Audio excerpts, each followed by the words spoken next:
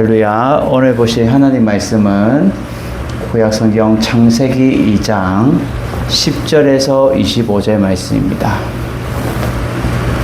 창세기 2장 10절에서 25절 말씀 우리 다 같이 읽지만 합독합니다. 시작.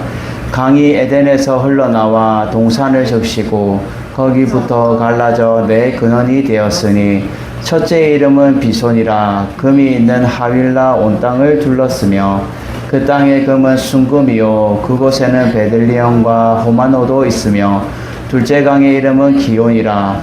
구스 온 땅을 둘렀고 셋째 강의 이름은 히데겔이라. 아수르 동쪽으로 흘렀으며 넷째 강은 유브라데더라.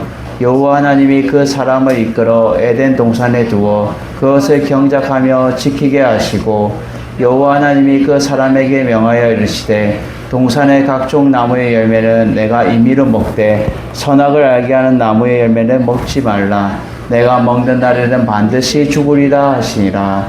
여호와 하나님이 이르시되 사람이 혼자 사는 것이 좋지 아니하니 내가 그를 위하여 돕는 배필을 지으리라 하시니라. 여호와 하나님이 흙으로 각종 들짐승과 공중의 각종 새를 지으시고 아담이 무엇이나 부르나 보시려고 그것들을 그에게로 이끌어 가시니 아담이 각 생물을 부르는 것이 곧 그 이름이 되었더라. 아담이 모든 가축과 공중의 새와 들의 모든 짐승에게 이름을 주니라.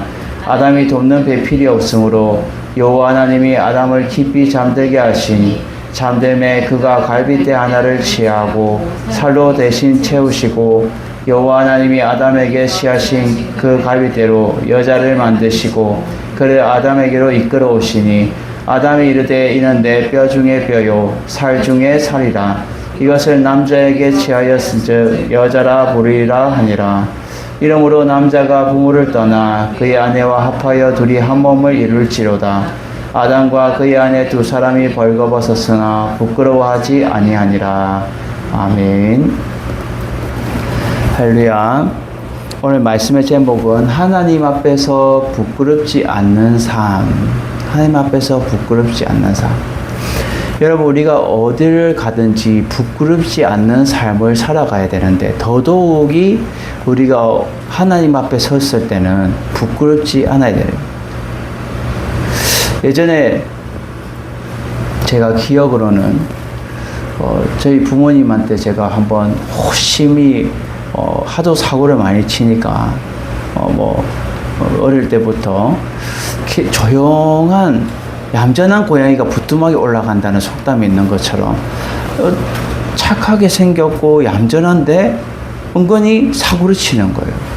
그래서 잘 성장했으면 좋겠지만 소, 먹이, 지푸라기 이렇게 집으로 세워놨는데 거기를 홀라당 그냥 불로 다 태워버리고 이불로 태우려고 한 건 아니에요. 여동생하고 같이 추우니까 성냥개비를 켜서 따뜻하다 이렇게 하고 있다가 이제 불씨를 껐다고 했는데 그게 불씨가 남아있어서 홀라당 타서 옆에 젖소들이 다 놀래가지고 그런 소방차가 오고 막 그런 일들이 있었고, 이런 잔잔한 일들을 이렇게 하니까 제 부모님이 저한테 그랬어요. 영광아, 너는 하나님 앞에서나 사람 앞에서나 부끄럽지 않는 삶을 살아가야 된다 라는 그러한 말이 아직까지도 생각이 나요. 여러분, 우리가 사람 앞에서도 부끄럽지 않는 삶을 당당하게 살아가야 된다면 하나님 앞에서도 우리가 부끄럽지 않게 당당하게 우리는 살아가야 되는 거예요. 오늘 창세기를 통하여서 하나님은 우리에게 무엇을 원하시냐? 너희가 내 앞에 섰을 때 부끄럽지 않는 삶을 살아가야 된다. 부끄럽지 않는 삶. 그러기 위해서는 우리가 죄를 지어도 그 죄를 회개하고 하나님 앞에 씻고 나아가는 자세가 필요하고, 우리가 하나님 앞에 더더욱 우리가 감사하며 고백하며 나아가는 그러한 모습들이 우리 가운데 있어야 된다는 거예요. 첫 번째로 오늘 우리에게 말씀해 주는 것은 하나님의 말씀에 자발적으로 순종하는 자세가 필요하다라는 거예요. 여러분, 하나님은 인간에게 무조건 명령해서 로봇처럼 삐삐리 이렇게 해 이게 아니라 자유의지를 주셨어요. 자유의지. 여러분 자유의지라는 것은 스스로 선택하고 스스로 생각하고 판단하고 결정할 수 있는 그런 권한을 우리 인간에게 주셨다는 거예요. 그래서 하나님 앞에 그 말씀을 우리가 스스로 자발해서 하나님 말씀에 순종하는 그러한 모습이 하나님이 바라시는 모습이라는 거예요. 오늘 강의 소개를 하고 있어요. 강. 10절에 보면 강이 에덴에서 흘러나와 동산을 적시고, 여기 이 강이 네 강이 나오는데 첫째 이름은 비손, 둘째 이름은 기혼, 셋째 강은 히데겔, 네 번째 강은 유브라데 강 이렇게 나와요. 흔히 우리가 유브라데 강은 많이 들어서 알고 있어요. 역사 시간에도 메소포타미아에서 고대 문명이 발생해서 사람이 나왔고, 원숭이가 변화해서 사람이 나왔고, 그렇게 역사학자들은 얘기하지만, 이 네 강이 지금 소개되는 이유는 무엇을 말해주고 있어요? 이 에덴 동산을 적신다. 결국은 이 에덴강을 적시는 것은 풍요를 상징하면서 결국은 윤택함을 말해주고 있어요. 윤택함. 이 네 강의 의미를 여러분 들어보면 각기 다 다양해요. 거기서부터 갈라서 내 근원이 되었다라고 말해요. 첫째 이름은 비손. 이 비손이라는 것은 흩어지다, 퍼지다 이런 의미를 가지고 있는데 금이 많이 생성되는 그러한 땅이었다는 거예요. 그래서 11절에 보면 첫째 이름 비손이라 금이 있는 하윌라 온 땅을 둘렀으며 그 땅의 금은 순금이요 그곳에는 베델리움과 호마노도 있었으며, 이 금도 순금이고 진짜 백이금. 우리가 요즘 누구죠? 어떤 연예인이 진짜 백이 막 노래하는데, 진짜 백이는 진짜로 가짜가 아니고 진짜를 말해주는 거예요. 여러분, 진짜는 이 순금은 무거워서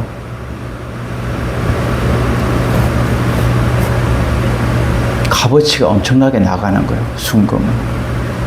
그래서 그 땅 자체가 순금이고 그곳에는 베델리움과 호마노도 있었으며, 이 베델리움은 현재 우리가 살고 있는 이 땅에서 학자들이 호박보석이다.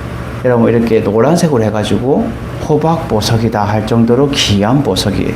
그리고 이 호마노도 녹주석으로 나중에 구약 대제사장이 여기 흉패의 장식구로 보석을 달게 되는데, 그게 이 호마노예요.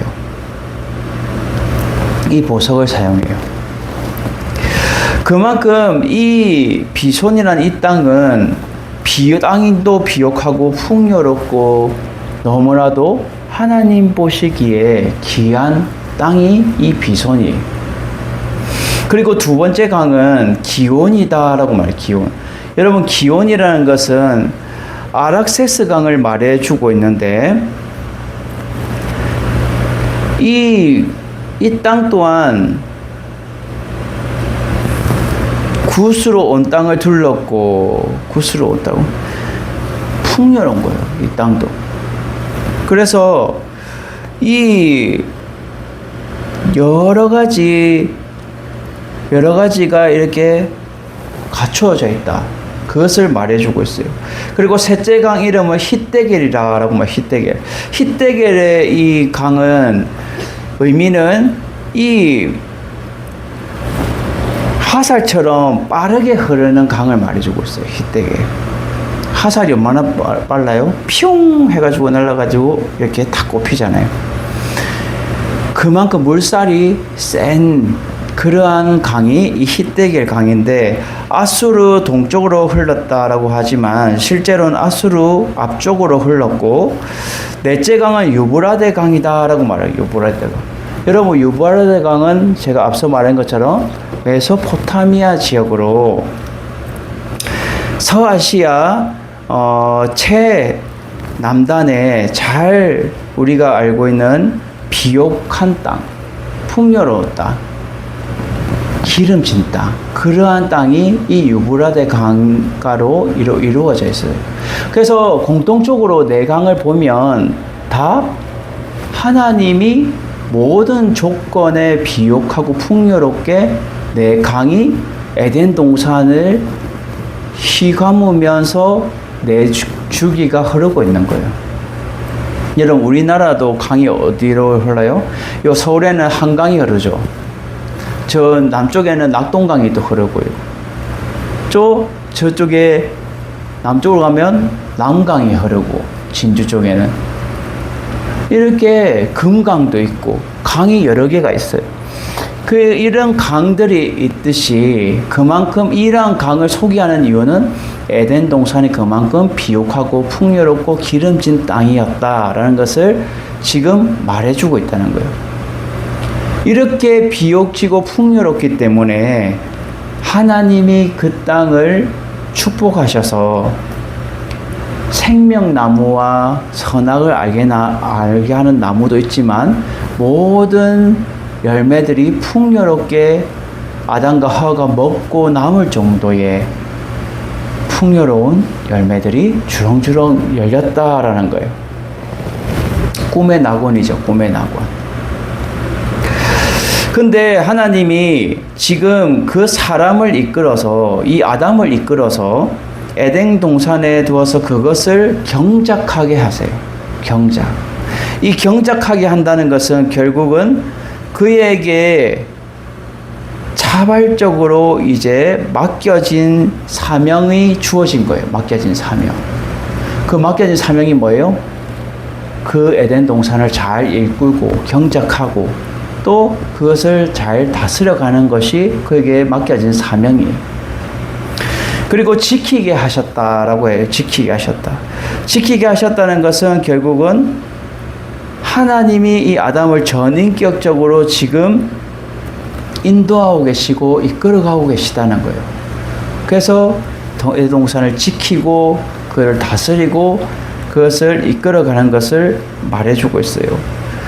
그러면서 오늘 16절에 뭐라고 말해요? 하나님이 여호와 하나님이 그 사람에게 명하여 이르시되, 이 명한다는 것은 지금 너가 먹고 싶은 것은 임의로 먹되 동산의 각종 나무 열매는 네가 임의로 먹되 선악을 알게 하는 나무 열매는 먹지 말라라고 말해요. 우리 아이들이 어떻게 해요? 이렇게 피자와 치킨과 햄버거와 좋아하는 것들이 쫙 있어요. 근데 너 이거 햄버거는 먹고 여기 치킨도 먹고 이거 피자는 먹지 마. 근데 어떤 아이는 어떻게 해요? 저도 피자도 먹고 싶은데요. 그렇지 않겠어요? 하나님이 풍요롭게 모든 것들을 다 베풀어 주셨고 부족함이 없게 생명나무와 비롯하여 모든 열매들이 그들에게 만족함을 줬는데 한 가지 그에게 먹지 말라고 하나님이 그에게 자발적인 순종의 테스트를 하게 하시는 거예요. 자발적인 순종. 여러분, 인간에게 자유의지를 줬는데 네가 이것만은 먹지 마라. 먹는 날에는 반드시 어떻게 된다고요? 죽으리라 라고 하나님 말씀을. 여러분, 생명보다 더 소중한 게 어디 있어요? 사람에게. 근데 아담은 하나님의 명령을 지켜야 되는데 하나님이 그에게 돕는 배필로 준 하와가 또 뱀에게 강교한 그 뱀의 꼬임에 넘어가서 결국 하와가 아담을 죄를 또 짓게 만드는 사건이 일어나게 되죠. 하나님의 말씀에 우리는 자발적으로 순종하는 자세가 필요한데 그것은 내 의지로 내 결단으로 되어지지 않는다는 것을 단편적으로 보여주고 있다는 거예요. 그래서 네가 모든 열매는 임의로 다 따먹어도 되는데 먹고 싶으면 다 먹어도 되는데 이 선악을 알게 하는 나무는 먹지 말라. 먹는 날은 네가 정령 죽으리라 라고 말해요. 여러분, 우리는 하나님의 말씀에 귀 기울이고 우리가 순종하는 자세가 필요한 거예요. 자발적인 순종. 하나님, 알겠습니다. 저는 선악과는 절대 먹지 않겠습니다. 저는 생명나무와 하나님 허락해 주신 모든 열매를 먹겠습니다. 현재 우리가 살아가고 있는 이 세상 가운데도 하나님은 우리에게 말씀하고 계세요. 너희가 하나님의 말씀에 순종하며 살아가야 된다.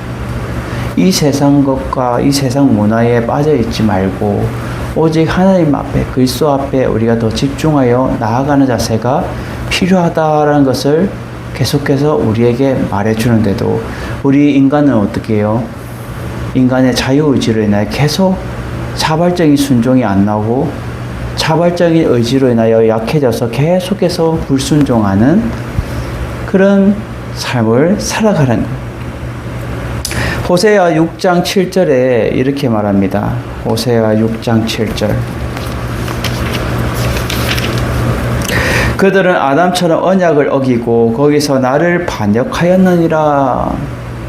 아멘. 호세아 선지자를 통하여서 결국 그들 또한 아담처럼 언약을 어겼다는 거예요. 하나님이 명하신 그 언약, 약속, 그것을 어기고 하나님을 반역하는 것. 그것이 이스라엘 백성들도 똑같이 그렇게 했다고 지금 호세아 선지자를 통해서 말해주고 있어요. 여러분, 우리 하나님의 말씀에 자발적으로 순종하는 자가 하나님 앞에서 부끄럽지 않는 삶을 살아갈 수 있어요. 하나님 앞에서 당당하게 살아갈 수 있고 부끄럽지 않은 거예요. 하나님, 난 아무것도 주를 섬기는 것에 후회 없습니다. 우리가 아까 찬양 고백한 것처럼 부끄럽지 않습니다. 우리가 흔히 그리스도인들이 세상 사람들한테 가면 뭐 이렇게 직장이나 이런 데 가면 너 저 뭐 종교 얘기를 하다 보면 저 기독교이고요. 너는 불교고요. 막 이렇게 종교 얘기하다가 기독교라는 것에 자신감이 없고 그냥 키가 죽어가는 거로 저 기독교요 이렇게 얘기하는 사람들이 너무나 많다는 거예요. 당당하게 하나님 앞에 부끄럽지 않게 하나님의 그리스도인답게 우리는 자랑스럽게 살아가야 되고 또 하나님의 말씀에 우리가 자발적으로 스스로 순종하는 자세가 하나님 앞에 부끄럽지 않는 삶을 살아가는 것이다 라는 것을 우리에게 알게 주고 우리에게도 동일하게 이러한 삶을 살아가길 원하신다는 거예요. 두 번째로 오늘 하나님 앞에서 부끄럽지 않는 삶은 하나님은 우리를 도우셔서 돋는 배필로 완전한 자로 세우신다라는 거예요. 돋는 배필을 세우고. 오늘 18절에 보면 여호와 하나님이 이르시되 사람이 혼자 사는 것이 좋지 아니하니라고 말해요. 여러분, 하나님이 이제 모든 만물을 다 지었고 아담도 지었어요. 사람을 지었어요. 근데 아담 혼자 있다 보니까 뭔가 외로워 보이는 거예요. 그래서 혼자 있는 것이 너무나도 외롭고 쓸쓸해 보여서 하나님이 혼자 사는 것이 좋지 아니하다라고 말해요. 이 좋지 아니하다는 것은 낫지 아니하다라고 말해주는 거예요. 낫지 아니하다. 그러면 낫게 하기 위해서는 내가 그를 위하여 돕는 배필을 짓겠다라고 말해요. 돕는 배필. 여러분, 이 돕는 배필은 상대를 도와주고 이롭게 하고 보호해주는 조력자를 말해주는과 동시에 결국 이 배필은 위로와 기쁨과 사랑을 나눌 수 있는 존재가 배필인 거예요. 남자든 여자든 나의 부족한 것을 채울 수 있는 그것이 돕는 배필인 거예요. 근데 흔히 우리나라 사상에는 남아 중요 사상이 있어서 막 여자를 하대하고 남자가 막 최고고 막 이런 것들이 너무 유교 사상이 심했던 거예요. 남자나 여자나 하나님 앞에서는 다 동등한 거예요. 동등.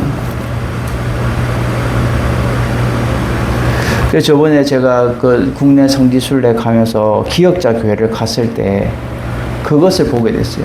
왜 기역자냐? 그 당시에 유교 사상이 있으니까 남자 여자 같이 앉을 수 없다는 거예요. 그래서 이쪽 기역자는 남자들 주르륵 앉고 이쪽에는 여자들이 주르륵 앉는 거예요. 그렇게 앉았던 때가 있었던 거예요. 여러분, 우리는 하나님이 분명히 지금 혼자 있는 것이 좋지 않아서 그를 위해 돕는 배필을 짓기로 지금 계획하고 나아가는 거예요. 그럴 때 여호와 하나님이 흙으로 각종 등짐승과 공중의 새를 다 지으시고 아담이 그 이름을 무엇이라고 부르나 보려고 그에게 이끌어가는데 아담이 그 동물들 부르는 이름이 다 그 동물들 이름이 다 됐다라고 말해요. 그만큼 적절하고 합리적인 통찰력이 이 아담에게 있었다는 거예요. 인간에게 있었다는 거예요. 생각할 수 있고 판단할 수 있고 너는 목이 좀 기니까 넌 기린이야. 너는 좀 거치게 생겨서 호랑이야. 너 사자야. 이렇게 지었다는 거예요. 고린도전서 11장 11절에 보면 돕는 배필에 대해서 말해주고 있어요. 고린도전서 11장 11절부터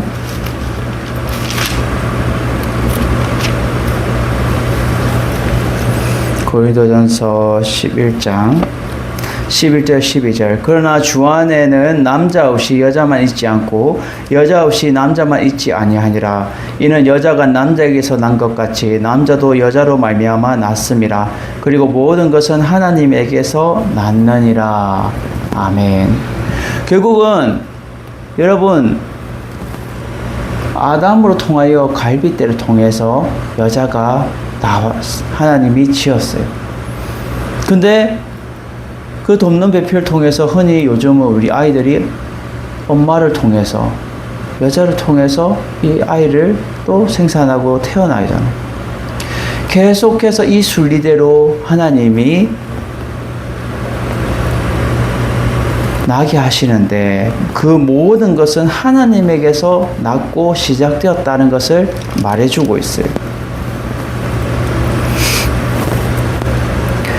결국은 하나님의 그 은혜로 우리가 만들어지고 하나님 은혜로 우리가 이끌림을 받는다는 것을 말해주고 있어요.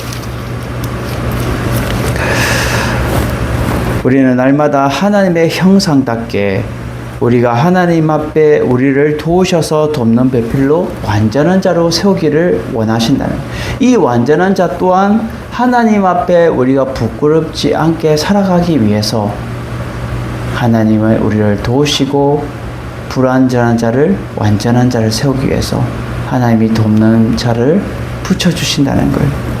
교회도 마찬가지예요. 내 혼자 설 수 없고요. 하나님이 여러 사람들을 모여서 하나님의 공동체를 이루게 하시고 하나님의 뜻을 이루기를 원하신다는 거예요. 그래서 우리는 하나님 앞에 부끄럽지 않는 그러한 삶을 여러분들이 이 완전한 자를 통해서 우리가 세움받고 우리가 세울 수 있는 여러분들 되시기를 주님의 이름으로 축원을 드립니다. 마지막 세 번째로 하나님 앞에서 부끄럽지 않는 가정은 기쁨과 감격이 넘쳐야 된다라는 거예요. 흔히 요즘 현대사에 살아가면서 모든 가정들이 불화가 많아요. 그리고 가정에 불화가 있고 깨지고 또 이혼하고 뭐 이런 것들이 너무 많은 거예요. 그래서 아이들도 혼란 가운데 있고 어떻게 해야 될지, 이 모든 상황들을 어떻게 선택해야 될지 힘들어하는 거예요. 그 가정에는 하나님과 예수 그리스도가 중심이 없으니까 결국은 부끄러움으로 인하여서 자녀에게도 부끄러움이 되고 또 자기 자신들에게도 부끄러운 삶이 되고 하나님 앞에서도 부끄러운 삶을 살아가는 거예요. 여러분, 하나님 앞에서 부끄럽지 않은 가정은 기쁨과 감격이 넘친다는 거예요. 기쁨과 감격이. 오늘 아담을 통하여서 돕는 배필을 이제 만드시는데 21절에 여호와 하나님이 아담을 깊이 잠들게 하시니, 하나님이 지금 전인격적으로 지금 강건하게, 우리가 흔히 이렇게 피곤해서 자는 것이 아니라 강압적으로 지금 잠들게 하시는 거예요. 그래서 항월경으로 빠진 한상중에 빠질 정도로 깊이 잠들게 하시는 거예요.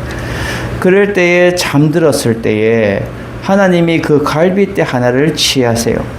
이 갈빗대는 원어의 뜻은 구부러진이라는 뜻을 가지고 있는데 옆구리에 있는 이 갈비뼈를 말해주고 있어요. 여러분, 왜 하필이면 다리에 있는 뼈가 아니고 머리에 있는 뼈가 아니고 왜 갈비뼈가요? 여러분, 그런 생각 안 해봤어요? 하나님이 그냥 여기 갈비뼈는 여러 개가 있으니까 한 개만 뚝 떼가지고 그냥 만든 거 아닙니까?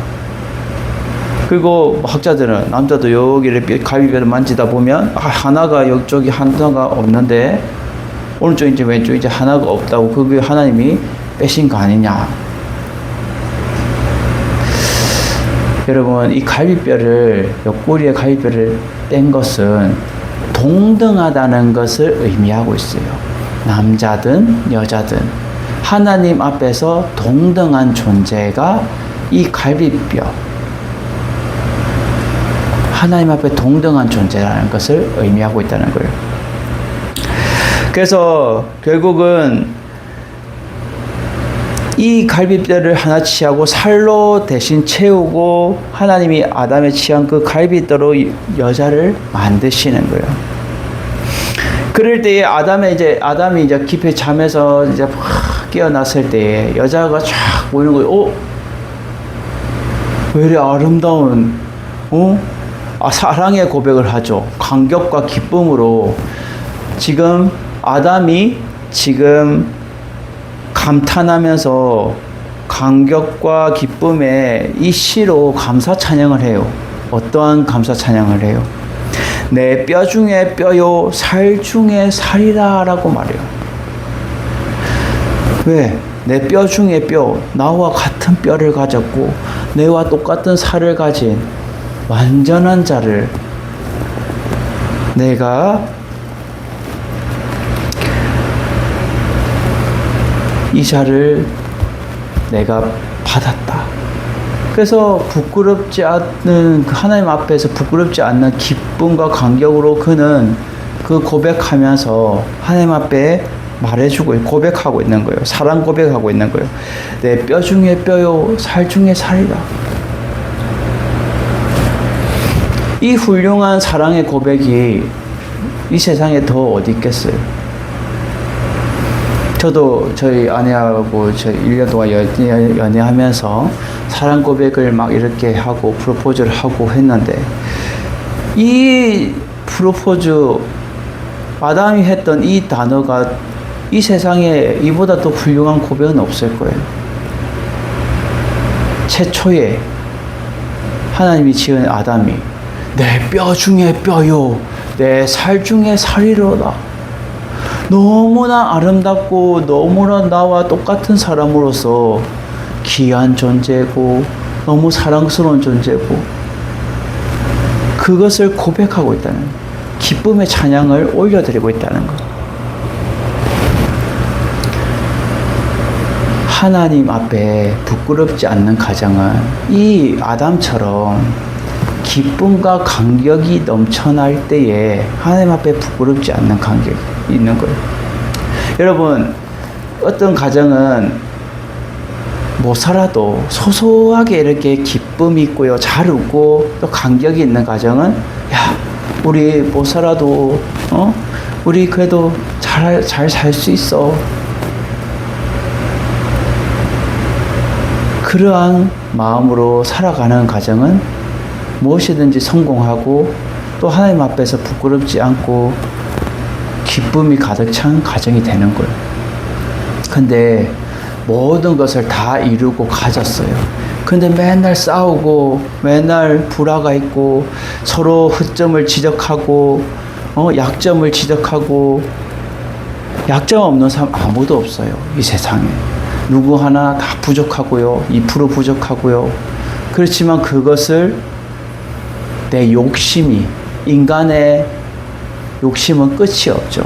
계속 내 욕심으로 채우려고 하다 보니까 문제가 생기는 거예요. 다 욕심이에요. 여자든 남자든 사랑이 너무 가해버리면 그것도 욕심이 돼버려서 깨지고요. 그리고 명예욕이라든지 또 돈이라든지 모든 것들이 너무 가하면 그것으로 인하여서 만족함이 없고 계속해서 욕심의 그 굴레 가운데 큰 기쁨과 감격이 없고 항상 불안과 초조와 염려로 살아가는 불행한 인생을 살아간다는 거예요. 하나님은 그렇게 짓지 않았어요. 아담에게, 지금 최초의 아담에게 너 에덴 동산을 경작한 거 네 생계를 위해서 경작해라 그러지 않았어요. 기쁨과 감격으로 하나님의 일들을 감당하고 네가 스스로 자발적으로 하나님 말씀에 순종하여서 네가 나아가는 것. 가정 또한 기쁨과 감격으로 우리가 나아갈 때에 하나님 앞에서 부끄럽지 않는 가정이 되는 거예요. 그래서 이것을 남자에게 취하였은즉 여자라 부르리라 하고 남자가 부모를 떠나 그 아내와 합하여 둘이 한 몸을 이룬다는 거예요. 이것은 결국 영적으로 그리스도와 우리의 관계를 말해주고 있어요. 하나님의 영적인 우리의 부모를 통해서 하나님을 떠나 그 아내와 합한다는 것은 그리스도와 우리가 연합한다는 것을 말해주고 있어요. 그래서 결국은 그 연합이 교회와 우리가 연합하여서 그리스도와 함께 연합하여서 하나님의 뜻을 이루고 한 공동체를 이루는 것이 필요하다는 거예요. 그래서 둘이 한 몸을 이룰지다라고 말해요. 그래서 아담과 그 아내 두 사람이 벌거벗었어요. 둘이. 근데 부끄러워하지 아니하니라라고 말해요. 이 부끄러워하지 않는다는 것은 거룩하고 순결한 상태에 있을 때에 부끄러워하지 않는다는 거예요. 우리가 하나님 앞에 섰을 때에 요한계시록에 보면 하나님의 앞에 섰을 때 우리의 모든 죄를 벌거숭이처럼 다 까발리고 다 드러나게 되는 거예요. 이 세상에 살아갔을 때. 여러분, 이 벌거벗었다는 것은 나의 허물과 나의 모든 죄와 모든 것들이 다 노출되는 거예요. 숨김없이 다 드러나는 것을 말해주고 있어요. 근데 이것이 부끄럽지 않고 서로 벌거벗었지만 부끄럽지 않다는 것은 하나님 앞에서 지금 거룩하고 순결하게 그들이 그러한 상태에 있었기 때문에 부끄럽지 않고 그리고 그들이 둘이서 기쁨과 감격이 넘쳤기 때문에 하나님 앞에서 부끄럽지 않는 가정으로 세움받았다는 거예요. 여러분들도 이러한 하나님 앞에서 부끄럽지 않는 가정, 기쁨과 감격이 넘치는 가정이 되기를 주님의 이름으로 축원을 드립니다.